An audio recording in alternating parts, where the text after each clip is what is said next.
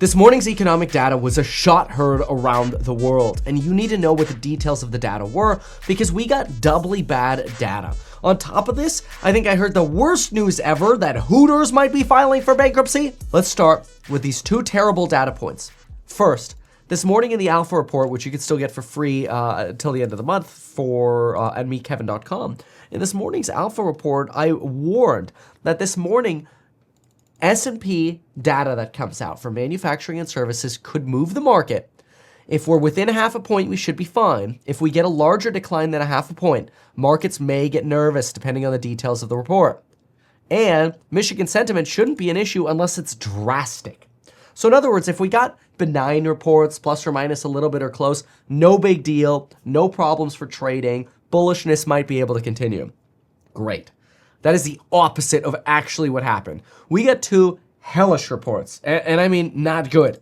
We had the highest month-over-month increase in inflation expectations since May of 2021. In addition to that, we have now hit the highest level of long-term inflation expectations in 30 years. Now, this may be because of people's uncertainty around tariffs. It may not actually be representative of everyday prices skyrocketing. We know they have already skyrocketed, but not necessarily continuing to skyrocket. So we'll have to pay attention to it and watch. But the PMI data really gives us some insight into what might be going on. The first thing that I'd like to do, though, is just set you up with something that we've been talking about on this channel since about November. And that's this idea that under Trump, you would get this surge of enthusiasm, right? Here's a surge of enthusiasm as everything moves up. The problem is when any politician takes office, the moment they take office is usually the moment of peak enthusiasm. So once they take office, you start seeing enthusiasm come down. And that's when the reality of markets hits. So when that reality hits, that's when you have to start considering, okay, what's going to happen with tariffs? What is the economy, or how is the economy going to respond to Doge? I'm not here to make a political opinion saying something is good or bad. I'm just saying businesses, from a money point of view, people are going to look and go, I don't know, man. I don't know what's going to happen with tariffs. I don't know what's going to happen with Doge. I don't know how cutting those contracts is going to affect us because a lot of those are private contracts and those affect the economy and GDP. I don't know what's going to happen with geopolitics. We were betting on the war with Ukraine and Russia being over within the first, certainly a few weeks. It's not over yet. Maybe we made more progress. But again, my point here is not to get political. It's just to say this was the expectation.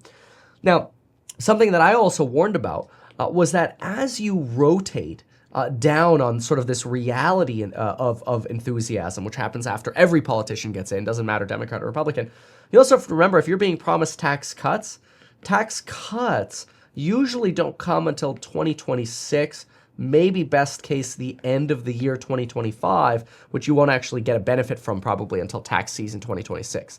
So you kind of get stuck with this front running of happiness over here before a candidate gets in. Then you get to the level off phase. So this is, I'll call it the front run right here. This is the level off phase, right? And then you sort of get like that bleed out of enthusiasm as reality slowly hits, that things are just going to take longer in politics. Well, that's where this morning we got this absolutely hellish S&P Global Flash PMI report. Now, this data was collected between February 10th and 20th. And this data indicates that U.S. business activity growth came close to stalling in February. Note this is growth, so it's not business activity, it's business activity growth. So in other words, getting to flat growth, or like zero GDP, right? On the Flash PMI survey data, as a renewed fall in services output offset faster manufacturing growth. So in other words, services really got hit here. In fact, remember how I said anything more than a 0.5 would be a little bit painful this morning in that Alpha report? Well, on manufacturing, we beat by 0.2. That's fine. That would have been a benign reading. Great, great news. Services were 52.9 last month, 53 this month. Everything over 50 is expansionary, right? So we're over here at like 52.9, expecting 53 to come in a little bit higher. It actually came in at 49.7. So not good. And so the question is why? Well, it says here, new order growth also weakened sharply and business expectations for the year ahead slumped amid growing concerns and uncertainty related to federal government policy. So this is inclusive of everything. This is tariffs, DOGE, geopolitics, taxes, everything.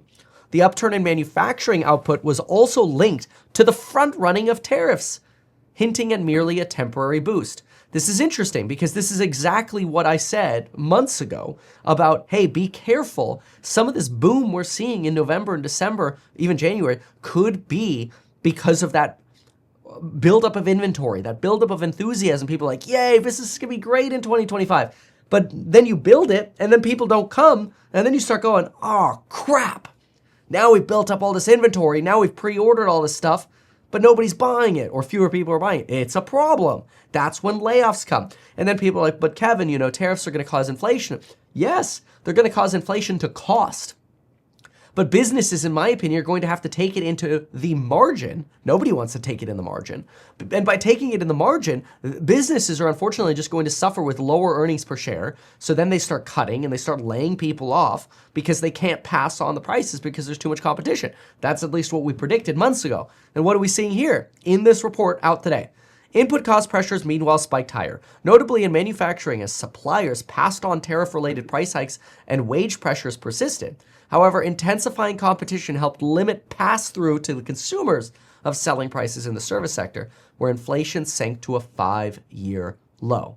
Mind you, we talk about this cycle daily in the course member live streams and just how we're seeing indicators and where we're seeing indicators. So this is not a surprise. It's just now, it's a little nerve-wracking that it's coming on so hard and so fast because the drop in these sort of sentiment reports is sudden. I mean, look at the chart right here on the flash PMI for future expectations. You could see the enthusiasm post the election. But look at the plummet. We basically just gave it all up. Weakness was centered on the services economy, where output fell slightly in February to signal the first contraction in 25 months in services, representing a sharp contrast to the robust expansion seen last year. New business inflows into the services sector came close to stagnation, showing the smallest rise in 10 months to indicate a marked worsening of demand growth since last year. See manufacturing taking up over here, but services and composite tanking. Service providers commonly link the downturn in activity and worsening new orders growth to political uncertainty, notably in relation to federal government spending cuts and potential policy impacts on growth and inflation outlooks.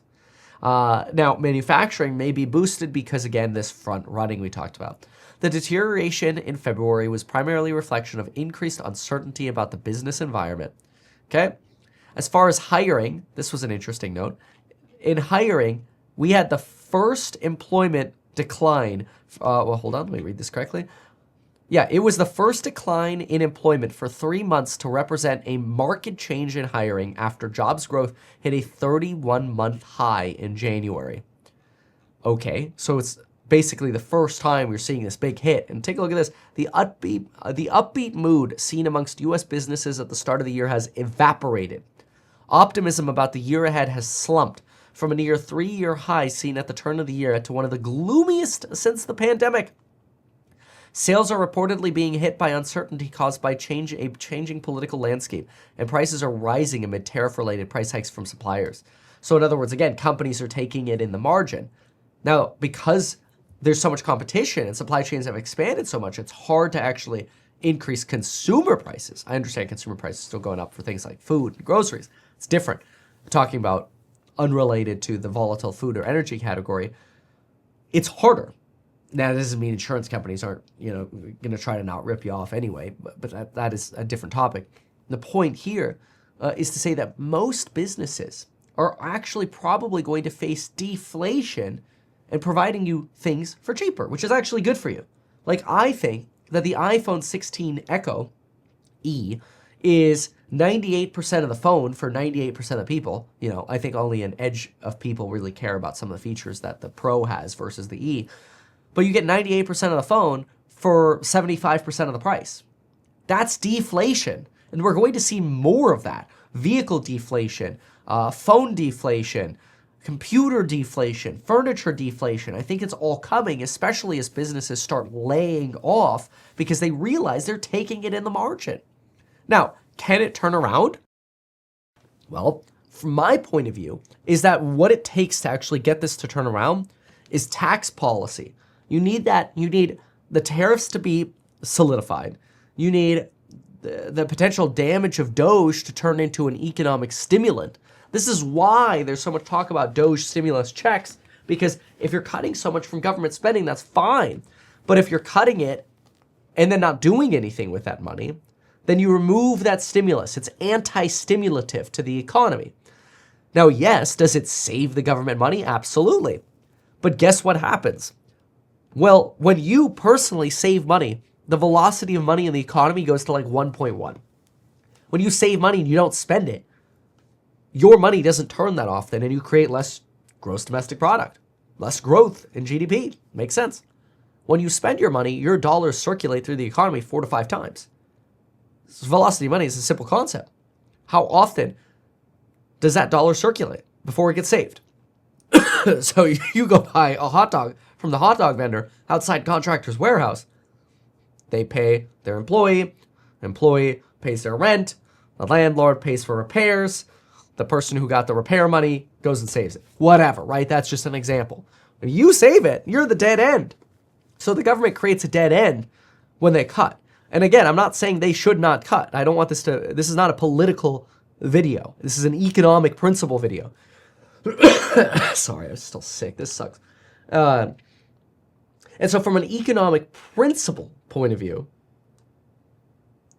cutting can be offset by stimulus, and it actually would not be inflationary unless that money is being spent in places where there are tight supply chains. Supply chains are pretty loose after COVID. Supply chains really, really loosen. And so what I'm most worried about right now is that their supply chains are so loose that you actually end up in a deflationary spiral where we are on the precipice of layoffs. Southwest, for the first time in 53 years, conducted mass layoffs. 1,700 people, not pilots, but people inside the company. And they had a reputation of being the company that just didn't lay off people. So these are problems, and we're going to have to pay attention to these, and markets are going to have to evaluate these, especially as we're at all-time highs. You know, and again, we had the University of Michigan inflation expectations reaching the highest level in 30 years. This is probably because of tariffs. I don't think that is actually going to be indicative of the inflation that we end up seeing. So I think we're going straight towards deflation. As soon as we get the layoffs, the Fed's going to cut rates very rapidly. What's that going to do? It's going to make real estate more expensive because as rates go down, I think more people will be able to afford it, but not everybody, because if you lost your job, you can't buy. So it's just going to be like the rich few that go around picking up all the real estate cheaper. It sucks for the average person. It's not the fault of the companies. It's the fault of just timing. You know, whose fault is it? If you lose your job while rates are coming down, it's not somebody else's fault. I'm not saying it's your fault. It's just sucky time. There's also talk about the seasonality, which we talked about at the beginning of the video, of the economy, where you know, as you go into tax season, maybe people have already fully deployed, and we're seeing some of the lowest levels of cash that we've seen in quite a while. Bank of America, I think it was just yesterday, had a report. Cash is at 15-year lows right now. Just 3% of people's money is sitting in cash right now. And if we see any kind of blowout to momentum to the downside, then people are going to be looking to raise cash rapidly again, and that could hurt a lot of assets. I'm not advocating for that. I don't want to see people get hurt. I think that's painful. I like it when everybody succeeds, right? A rising tide lifts all. But I think it would be unwise to ignore this information as just like FUD or whatever, because you're just blinding yourself. I mean, if you look at this chart right here, that's the NASDAQ. If you look at this chart right here, this is a chart of the number of times we hit all-time highs in the S&P 500. And it just adds. So every time you hit a new all-time high, just the number goes up a little bit. What you'll notice is there are flat periods. The flat periods are when you're not hitting new all-time highs. Guess when those periods are? Oh, wow, what a surprise. After the dot-com bubble, you didn't hit any new highs for 10 years. After the 1970s inflation disaster, you didn't hit new highs for about 6 years. After the Great Depression, you spent 20 years without all-time highs. So notice how you go through these massive cycles of no all-time highs, no all-time highs, no all-time highs. And then in between, you get these cyclical bull periods, or secular bull periods, we should say. Some people worry that we are coming up on the end of this cycle, and we're looking at one of these flat periods coming up, which could mean falling prices. It just means no new all-time highs, right? Yeah, freaky. Anyway, look, if you like my analysis and my insights, join the courses over at meetkevin.com. We are doing a large price increase at the end of the month because we're coming out with a lot more content at the beginning of April. So join us. Yeah, the price will go up again. The end of the month is already a week from now, so end of next week. So you got a little bit of time. If you have questions, email us at staff@meetkevin.com. We get daily access to those live streams that I do, the analysis that I do, the fundamental analysis that I do. You could talk to me directly, Q&A. You get trade alerts, buy-sell alerts, options, stocks, whatever I'm seeing. We talk about the lines, obviously, for trading. Anyway, I'd love to have you there. Check it out over at meetkevin.com, and folks, we'll see you in the next one. Goodbye. Good luck. Why not advertise these things that you told us here? I feel like nobody else knows about this. We'll try a little advertising and see how it goes. Congratulations, man. You have done so much. People love you. People look up to you. Kevin Paffrath there, financial analyst and YouTuber. Meet Kevin. Always great to get your take.